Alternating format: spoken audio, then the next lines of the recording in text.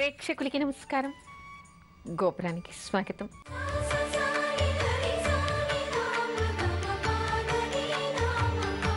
ఈ రోజు గోపురంలో సాంప్రదాయాలు చెప్పుకునే ముందుగా అర్చనలో మన ఇష్టదైవాన్ని స్మరించుకుందాం.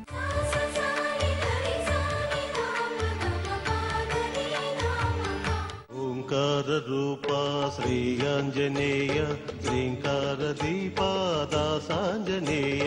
ఓంకార రూపా శ్రీ ఆంజనేయ శ్రీకార దీపా దాసాంజనేయ. శ్రీంకార వర్ణ శ్రీ ఆంజనేయ శ్రీంకార వేద్య కరుణించవయ్య దాసాంజనేయ శ్రీ ఆంజనేయ. ఓంకార రూపా శ్రీ ఆంజనేయ శ్రీకార దీపా దాసాంజనేయ.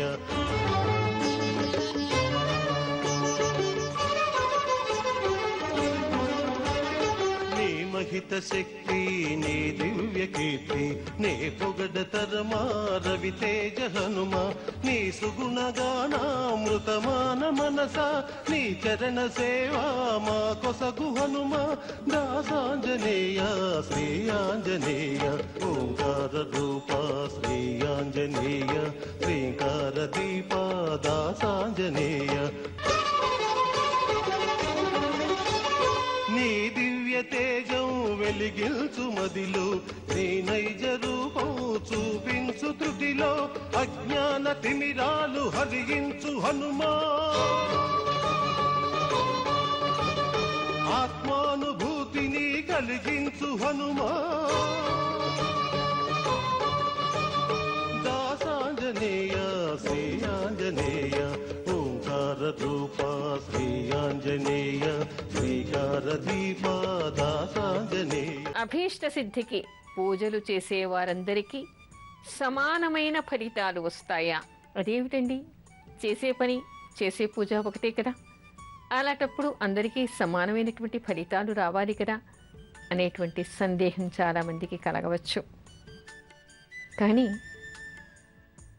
ఇప్పుడు చూడండి, పోటీ పరీక్షలు ఉన్నాయి. ఐఐటి కోసం వెడుతూ ఉన్నారు, లేదా ఏదైనా సివిల్స్ కోసం వెడుతూ ఉన్నారు, ఒక ఇన్స్టిట్యూషన్లో చేరుతూ ఉన్నారు. అందరికీ ఒకే ర్యాంక్ వస్తోందా? అలాంటి దగ్గర చదివే వాళ్ళందరికీ సీట్ వస్తోందా? రాకపోవడానికి అనేక కారణాలు చెప్తారు కదా. అదేవిధంగా మనం అభీష్ట సిద్ధి కోసం అనేక మంది అనేక పూజలు చేస్తూ ఉంటారు. చేసే వాళ్ళందరికీ సమానమైనటువంటి ఫలితాలు ఎందుకు రావు అనేటువంటి విషయాన్ని మాత్రం తప్పనిసరిగా తెలుసుకోవాలి. ఈ మధ్యన చాలామందిని చూశాను నేను. పిల్లవాడు మొండికేస్తూ ఉన్నాడండి, దీనికి ఏదైనా మంత్రం చెప్పండి అంటూ ఉంటారు. చేసి మరునాడే ఫోన్ చేస్తూ ఉంటారు, ఇంకా మారలేదండి, ఇంకెప్పుడు మారతారు.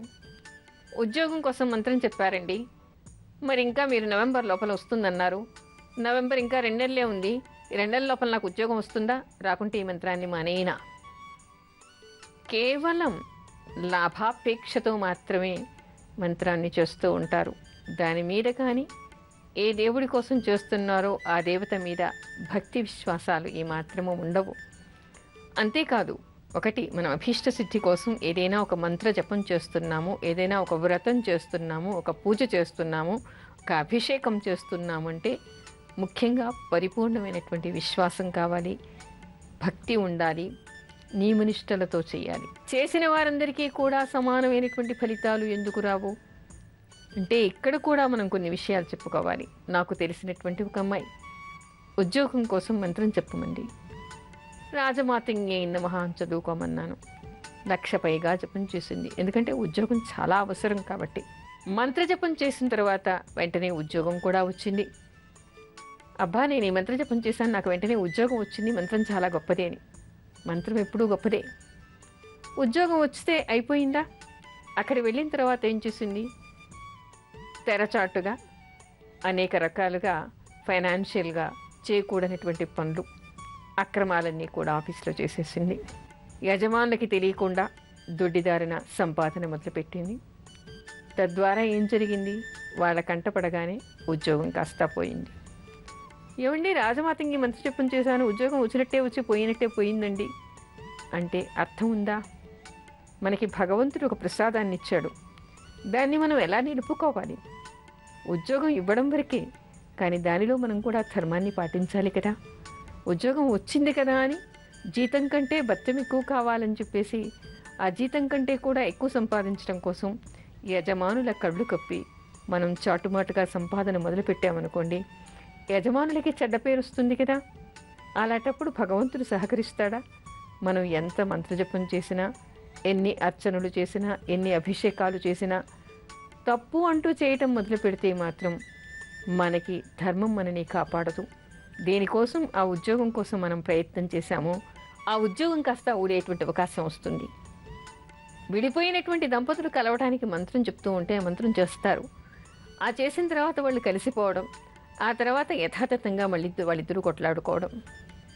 ఎన్నో రోజుల తర్వాత కలిసాం కదా, ఈగోలు పక్కన పెట్టి అన్యోన్యంగా ఉందాము, తప్పులు ఎంచకూడదు, కలిసి జీవిస్తామని చిన్న చిన్న త్యాగాలు చేసుకుంటే జీవితాంతం కలిసి ఉంటారు కదా. కొంతకాలం విడిపోయి దారుణమైనటువంటి పరిస్థితులు ఏర్పడిన తర్వాత మంత్రజపం చేసుకుని మళ్ళీ కలిశారు. కలిసినప్పుడు మళ్ళీ ఎంత జాగ్రత్తగా ఉండాలి అలా కలిసి ఉండడం కోసం. అలా కాకుండా యథాతథంగా మన బుద్ధి మార్చుకోకుండా, మనని మనం సంస్కరించుకోకుండా ఒకరి మీద ఒకరు నిందారోపణలు చేస్తూ ఈగోలతో మళ్ళీ ముందుకు పెడితే మళ్ళీ విడిపోతారు కదా. అది ఎంతసేపు? ఎందుకంటే మీకు ఈగోలు ఉన్నాయి కాబట్టి అవే మిమ్మల్ని విడదీయడానికి కారణాలు. ఒకసారి భగవంతుడు కలిపిన తర్వాత ఆ ఈగోని పక్కన పెట్టచ్చు కదా. మనలో ఉండేటువంటి చెడు గుణాలు ఏమిటి అని మనం తెలుసుకోకపోతే ఎక్కడో ఒక దగ్గర దెబ్బతినాల్సి వస్తుంది. అలా కాకుండా మంత్రం మాత్రమే చేసుకుంటాము, మా దారి మాదే అంటే భగవంతుడు ఎప్పుడు కాపాడు. అందుకే వాళ్ళకి సమానమైనటువంటి ఫలితాలు అందరికీ ఒకే రకంగా రాకపోవడానికి కారణాలవే. మనం పాటించవలసినటువంటి నియమాలు కూడా కొన్ని ఉంటాయి కదా. అలాంటి నియమాల్ని పాటించకుండా కేవలం పూజ చేశాము మాకు రావాలి, అప్పు తీరాలి, అప్పు తీరాలంటే మంత్రం చెయ్యాలి. మంత్రం ఎప్పుడు చేస్తూ ఉంటారు? అందరూ ఒకే రకంగా మంత్రాన్ని చేస్తూ ఉన్నారా? అసలు అభీష్ట సిద్ధి కోసం ఒక మంత్రజపం చేయాలన్నా, ఒక వ్రతం చేయాలన్నా, ఒక పూజ చేయాలన్నా దానికి పాటించవలసినటువంటి నియమ నిబంధనలు వేరుగా ఉంటాయి కదా.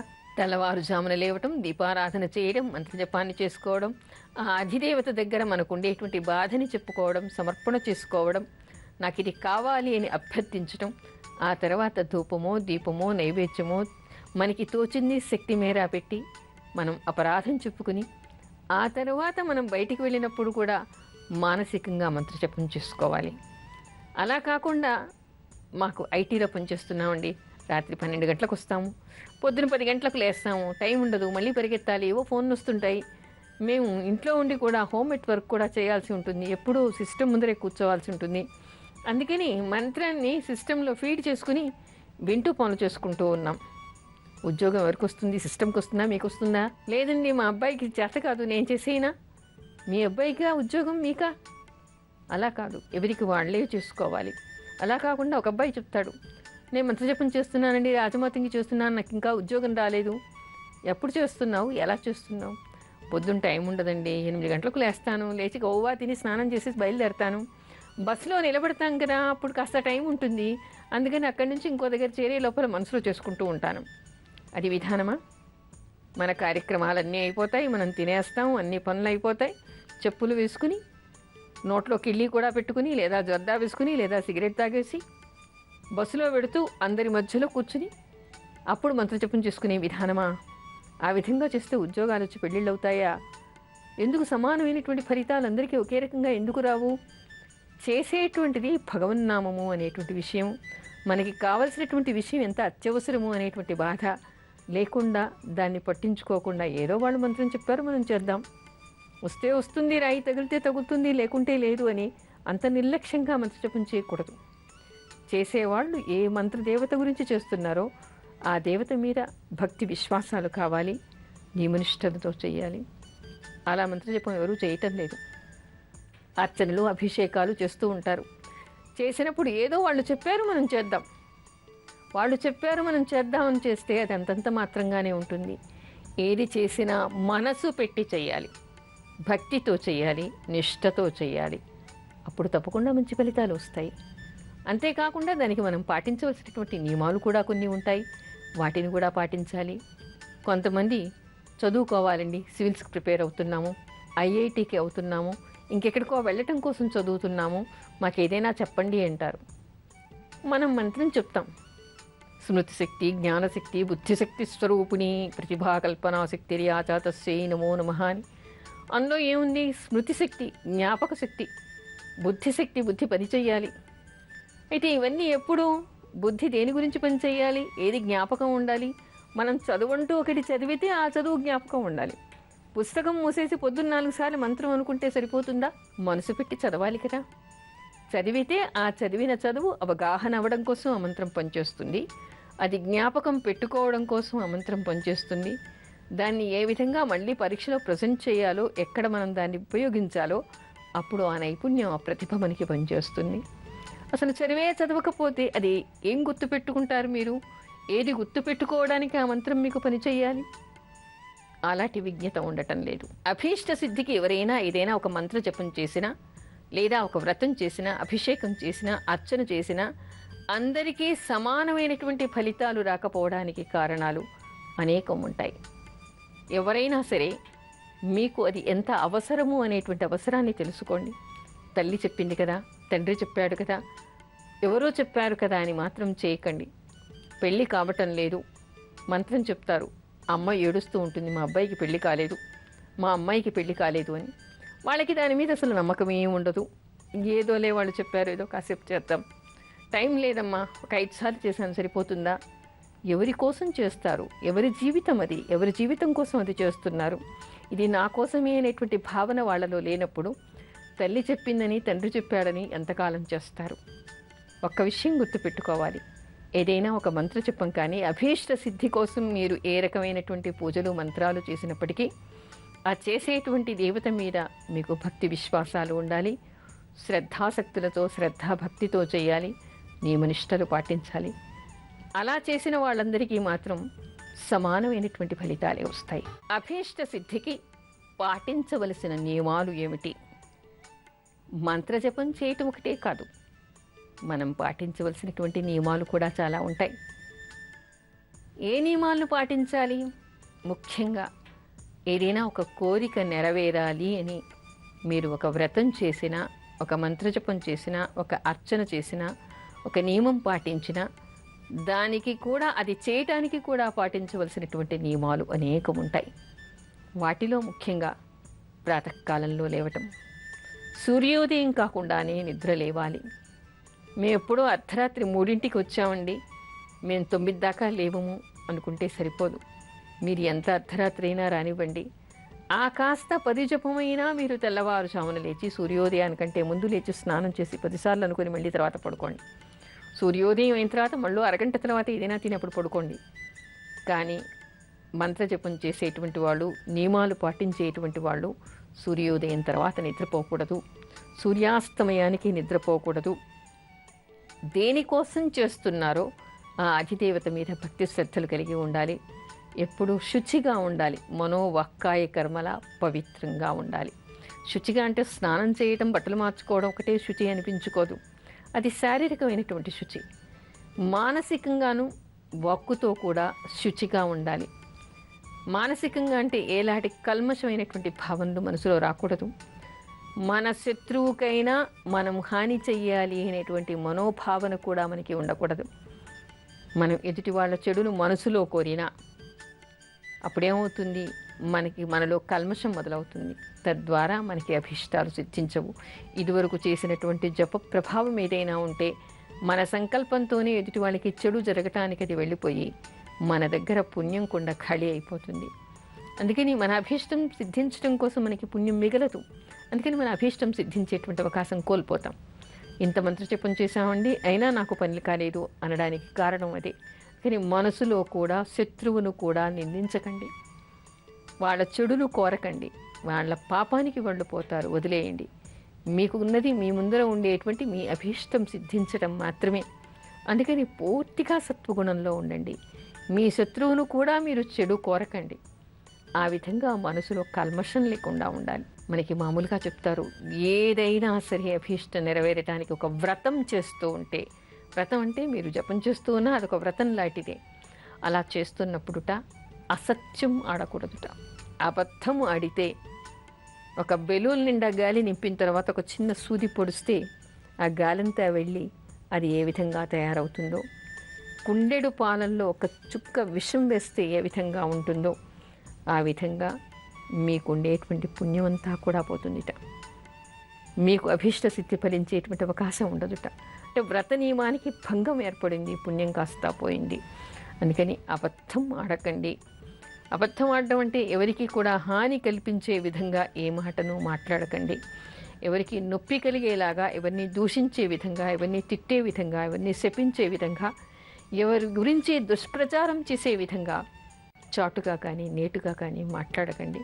అంటే వాక్ సిద్ధి కలగటం కోసం మనోవాక్కాయ కర్మల అంటే వాక్కుతో పాపం చేసినా కూడా అది దోషం అని మనకి శాస్త్రం చెప్తోంది. అందుకని మనసులో చెడు తలచకండి, నోటితో ఎవరిని అనకండి, క్రియ ఏ విధంగానూ ఎవరికి చెడు కలిగేలాగా చేయకండి. మనకి కొంత ఇబ్బంది కలిగినా, నొప్పి కలిగినా మన వలన మాత్రం ఎదుటి వాళ్ళకి కష్టం కలగకుండా ప్రవర్తిస్తూ ఉండండి. అలా చేస్తూ ఏ పని కోసం అని చెప్పేసి మనం దీక్ష చేస్తూ ఉన్నామో, వ్రతం చేస్తూ ఉన్నామో, జపం చేస్తూ ఉన్నామో ఆ అధిష్టాన దేవత మీద పరిపూర్ణమైనటువంటి విశ్వాసం కలిగి ఉండండి. అదేవిధంగా ఏదైనా ఒక పని చేస్తూ ఉన్నప్పుడు పెద్దల పట్ల గౌరవం కలిగి ఉండటం, మంత్రోపదేశం చేసినటువంటి గురువుల పట్ల భక్తి కలిగి ఉండటం కూడా మనకి ముఖ్యమైనటువంటి విషయం. చాలామంది ఏం చేస్తూ ఉంటారు, ఇప్పుడు చెప్పినటువంటి నియమాలన్నీ పాటిస్తూనే ఉంటారు, ధర్మంగానే ఉంటారు, మంత్రజపం సరిగ్గానే చేస్తూ ఉంటారు. కానీ ముఖ్యమైనటువంటి నియమం ఏమిటంటే కుటుంబం పట్ల అనాదరణ, కుటుంబాన్ని పట్టించుకోకపోవడం, పిల్లల్ని పట్టించుకోకపోవడం, తల్లిదండ్రుల్ని సరిగ్గా చూడకపోవడం, గురువుల పట్ల విభేద భావం కలిగి ఉండటం, దుష్ప్రచారం చేయటం లాంటివి చేస్తూ ఉంటారు. ఇవన్నీ కాకుండా ఉద్యోగం కోసం చేసేటువంటి వాళ్ళు ఉద్యోగం పట్ల మాత్రమే ధర్మంగా ఉంటూ ఉంటారు, మరో కోణంలో తప్పుదారి పడుతూ ఉంటారు. అలా చేసినా కూడా దోషమే. అంతేకాకుండా ఇక్కడ కుటుంబం పట్ల బాగానే ఉంటారు, భార్యా పిల్లల పట్ల, తల్లిదండ్రుల పట్ల ధర్మం కలిగే ఉంటారు, కానీ ఉద్యోగంలో అధర్మాలు చేసి సంపాదిస్తూ ఉంటారు. అది కూడా పనికిరాదు. ఎటు చూసినా ఒక కోణంలో మనకి అభీష్ట సిద్ధి అంటే మరో కోణంలో మనం తప్పు చేస్తే అది మనకి ఫలితాన్ని ఇవ్వదు. అంటే అన్ని వైపులా కూడా మనం ఏ విధంగా నడుచుకోవాలో ఆ విధంగా మాత్రమే నడుచుకుంటూ ఉండాలి. ఎక్కడ తప్పటడుగు వేసినా అక్కడ కాలు జారేటువంటి అవకాశం ఉంటుంది. ఏంటి ఇన్ని నియమాలు మనం పాటించాలా అని అనుకోకండి. అలా పాటిస్తే తప్ప సరి అయినటువంటి ఫలితాలు రావు. ఎందుకంటే ఇక్కడ శిక్ష వేసేటువంటిది మనని ఎవరో గమనిస్తున్నారనో, ఏ పోలీసులో అనో, ఎవరు కేసు పెడతారనో, ఎవరు ఫోటోలు తీశారనో ఇవన్నీ అక్కర్లేదు. భగవంతుడు సర్వాంతర్యామి మనలోనే ఉన్నాడు, మన ఆత్మలో ఉన్నాడు, మన మనసులో ఉన్నాడు. మనం మనసులో అనుకున్నా వాడికి వినపడుతూనే ఉంటుంది. ఎవరు చూడకుండా ఏ పని చేసినా వాడికి కనపడుతూనే ఉంటుంది. అంటే నియంత వాడు, నియంత్రించేవాడు పైవాడు.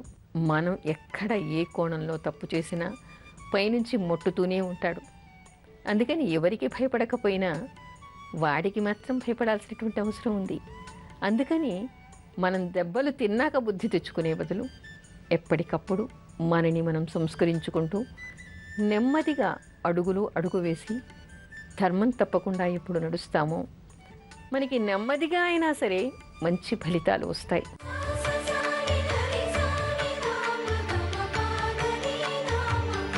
ఇవాల్టి మంత్రం దుష్ట దూర దురాచార శమని. ఈ రెండు నామాల్ని చెప్పుకోవచ్చు. ఇవి మనకి లలితా సహస్రనామాల్లో ఉంటాయి. దుష్ట దూర దురాచార శమని. దురాచారం అంటే చేయకూడనటువంటి పనులు చేయటం వలన దురాచారం అంటారు. అలాంటివి చేయకుండా మనని నియంత్రిస్తుంది. దుష్టులకి, దుష్టమైన ఆలోచనలకి మనని కూడా దూరం పెడుతుంది ఆవిడ. అందుకని అమ్మవారి నామాల్ని, ఈ నామాల్ని తలుచుకుంటూ అమ్మవారిని స్మరించటం వలన మనము తప్పు పనులు చేయకుండా, దుర్మార్గుల దగ్గరికి మనం వెళ్లకుండా, దురాచారాలు మనం చేయకుండా అమ్మవారు మనని రక్షిస్తుంది.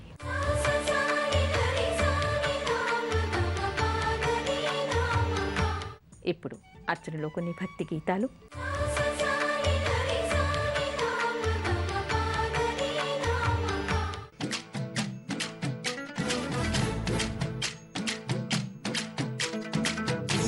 రావయ్య హనుమా, జయ హనుమా, ఊరేగి చూపించు మహిమా. తోడు నీవయ్య హనుమా, మా హనుమా, ఆ గోడు కోరంతా వినుమా. హనుమ